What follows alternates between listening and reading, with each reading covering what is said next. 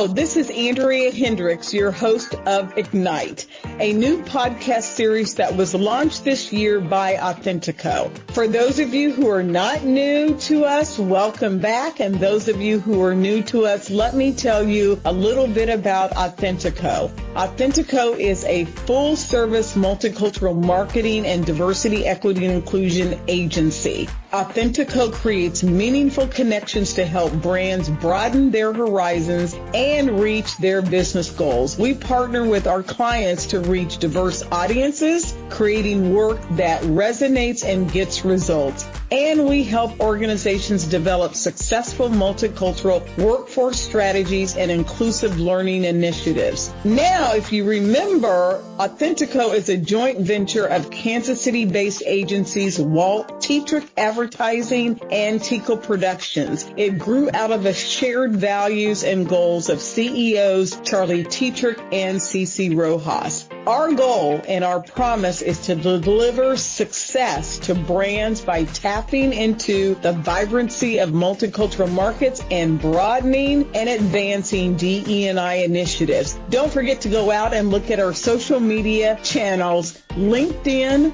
Facebook, and Instagram.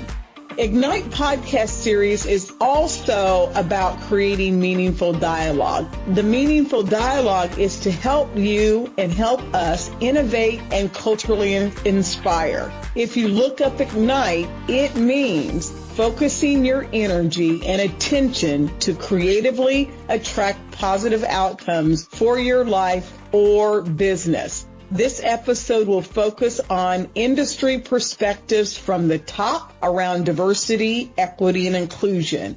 What are you doing in the workplace and the community to move the needle? And so we have an invited guest I'm going to introduce in just a moment in order for us to have a great conversation, a great dialogue around industry perspectives. So don't forget to keep up to date on what's going on and follow us. So joining me is Dr. Kenice Salinas-Willich. I am so glad to have you here. Let's learn a little bit about her. So she is the Executive Director of Diversity, Equity, and Inclusion for Kansas City, Kansas Public Schools, passionately fostering diversity for over 2 decades, beginning with a bachelor's degree in education from Ottawa University, specializing in elementary education. She later earned a master's in counseling and an education specialist in school leadership. With 14 years of leadership experience, she has recently completed her doctoral degree focusing on urban teacher support. Her interests include education, leadership, social justice, and technology. So Dr. Salinas-Willich is also dedicated to family life, sharing joys with her husband, Dr. Corey Wilich, and their blended family. She continues to model the way and champion what is right for diverse communities in our region. So let's get started. Welcome, Doctor, to the show. We are so glad to have you. How are you doing today?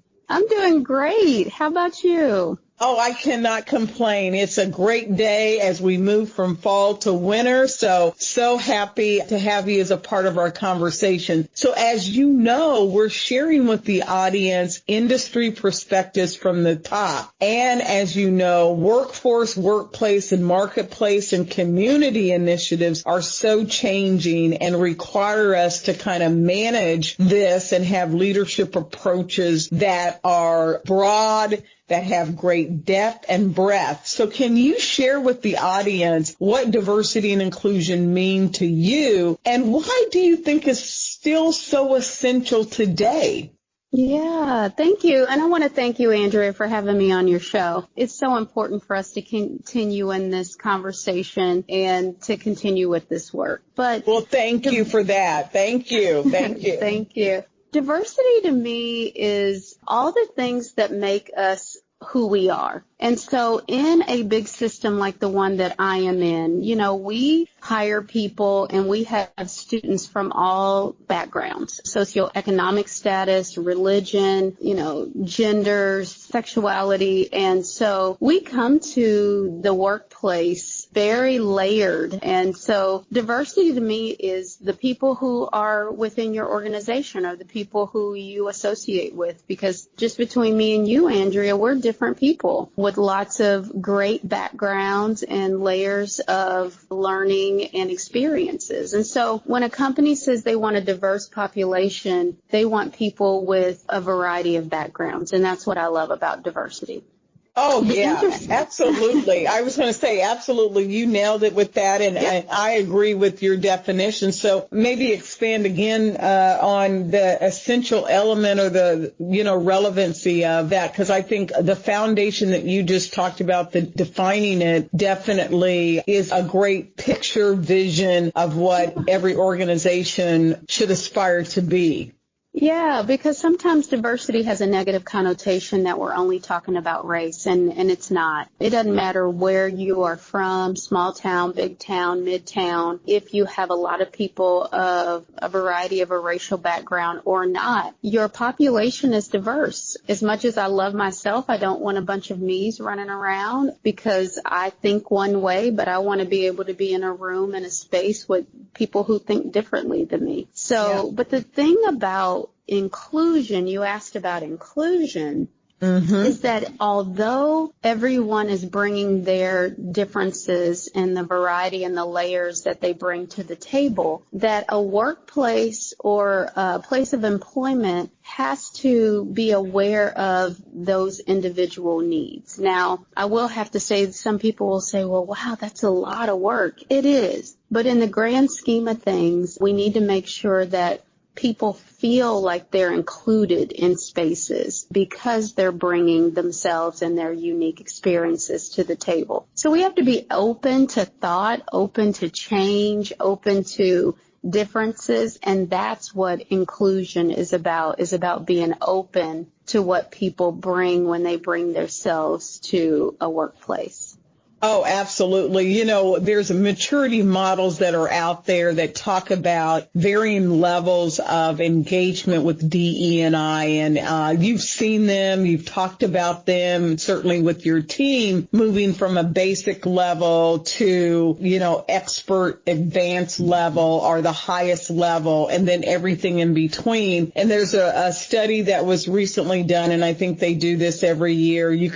Audience can go out there and find all kinds of studies on the maturity of this work. The companies still struggle to mature their DE&I initiatives. And at that point in time, maybe a year or two ago, they still are only 22% indicating they are at the expert or advanced level of stages. And I think because they're not addressing both diversity and inclusion as essential parts, maybe they're focused more on diversity and not the inclusion, or the inclusivity and not the diversity. And people always say, what comes first? I say you should have both. And so progressive strategies are important. So talk a little bit about progressive strategies from your organization or industry. What are you doing? And if you had to choose only one, workforce, workplace, community, or marketplace, which one would you choose that you would state that progressive strategies need to start here first? Maybe not stay here, but start here, and why? And then what can organizations do to enable progressive strategies if they're still at 22% or below?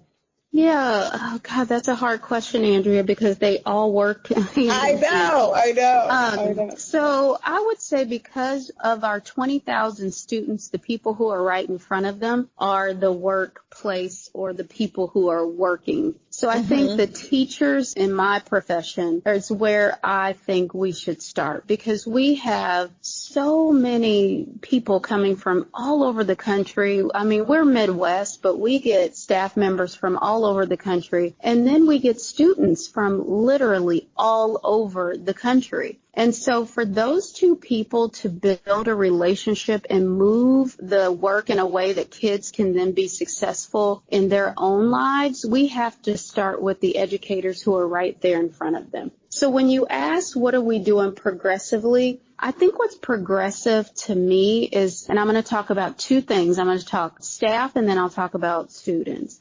For the staff, we have advocacy groups, and those advocacy groups could be made within the system themselves. So from my department down, I might say, I have a champion of a group who will get people together and talk about issues. And then we have at the micro level, at the building level, we have groups of people who get together and they support and they rally around issues in their own building at the building level. So we have system things and building level. And so those small groups, you always see work gets done by the minimalist of people. And so the impact that 10 people have or 15 people may have on a system of our size is tremendous. So giving people the opportunity to have open dialogue, put issues on the table. I have the privilege and the power to bring staff members, board members, superintendents to the table to listen to those groups and to actually make change at that change level. And so I think to us, that's progressive. Yeah. All the conversations are not fun.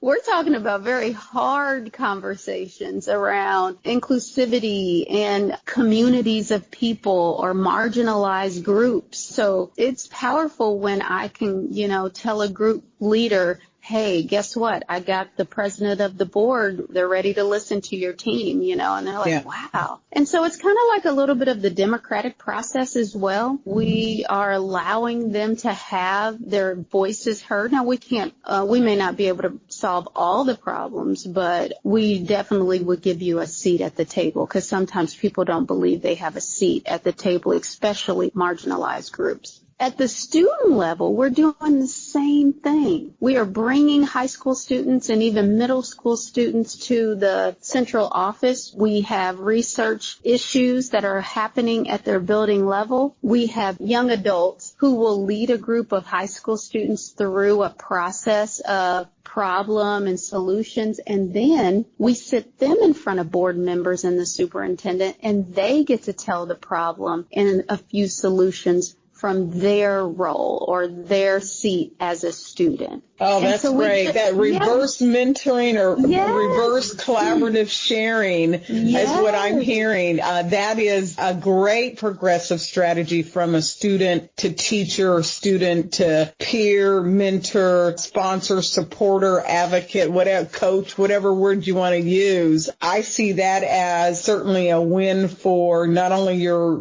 district, but for the individual. Yeah. And again, these are not easy issues that they're bringing. I mean, these are issues that we see, like kids are maybe skipping class or they're not coming to class. And we're bringing kids together to say, we know this is happening. The data is showing us, because we always use data in our discussions. And then we say, so tell us why it's happening, and then how can we help you fix it? But you're centering them in the solution. So you're not, it's not a fix it, ignore it, fix it, or cope with it. You're focused on, let's cut a deal, let's surface the opportunity, and let's cut a deal and find out what's the best practice, policy, protocol, initiative, or service that can guide us. And you're using insight and input as a way to do that.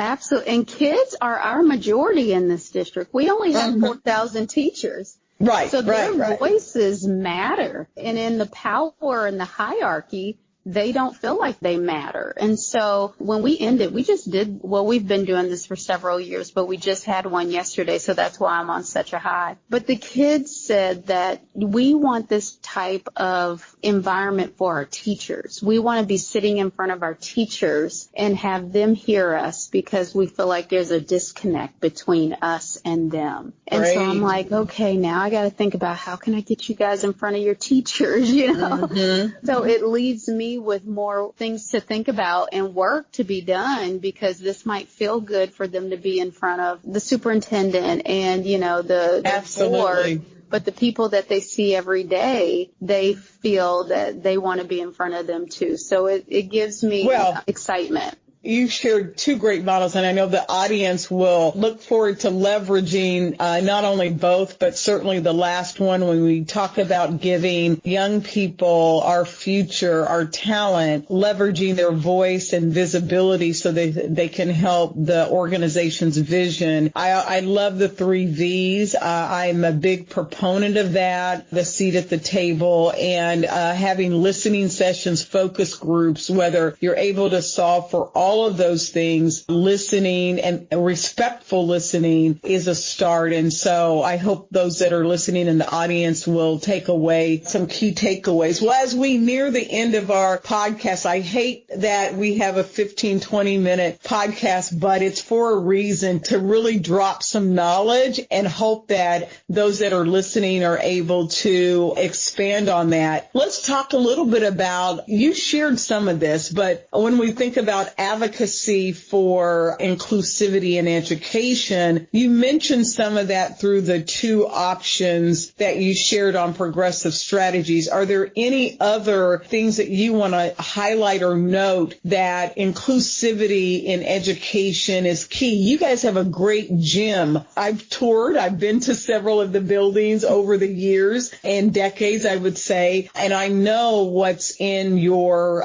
service area, in your footprint. But anything that you would suggest to the audience on how they should advocate for inclusivity in education, maybe 1 or 2 things before we close? Yeah, I was going to say, a lot of people hang their hats on giving surveys or completing a survey, but I really do think we need to go back to the old style of just talking to people.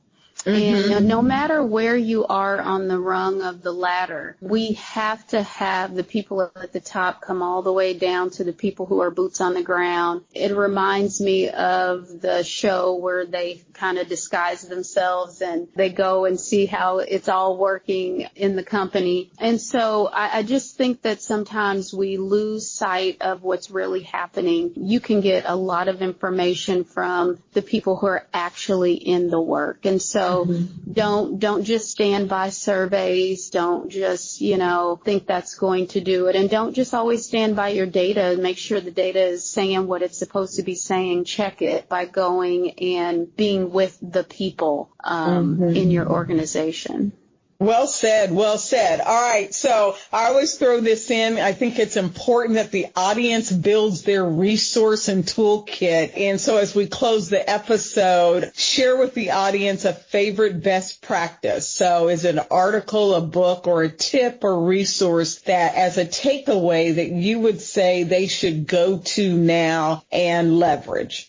I love Eileen Aguilar. She does work on diversity, equity, and inclusion, and she has podcasts, she has books, multiple books, but Eileen Aguilar is an author who is doing the good work, and I would suggest any of her literature. What's her focus? What does she typically focus on? I've heard of her before. What would be her central focus? She talks about people of color and diverse workspaces. She talks about the majority working together. She gives you practical solutions. I utilize her work that if you want to see what it looks like in action, you go and read her books. She has a lot of theory, but it's actually practical. So she'll tell you things like if there's words that we shouldn't say that are antiquated idioms, she'll tell you that, this is how you can say things. And so she gives you good examples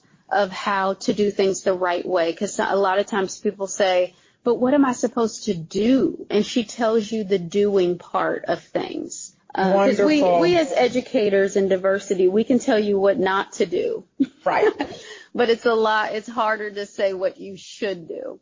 And her work gives you those tools. Well, I am enriched today. I love the progressive strategies that you shared. I love how you're engaging internal key stakeholders for success. And I'm taking notes as I'm sure the audience is as well. So I want to thank you, Dr. Salinas-Willich, for your insightful perspective. I know everyone listening gleaned industry best practice approaches to this very topic. And so as we leave, I want to take the moment to thank you for listening and encourage you to continue to climb in this space in your journey. It matters. It makes a difference. We look forward to having you engaged in future programs. See you next time. Go out and ignite your strategies.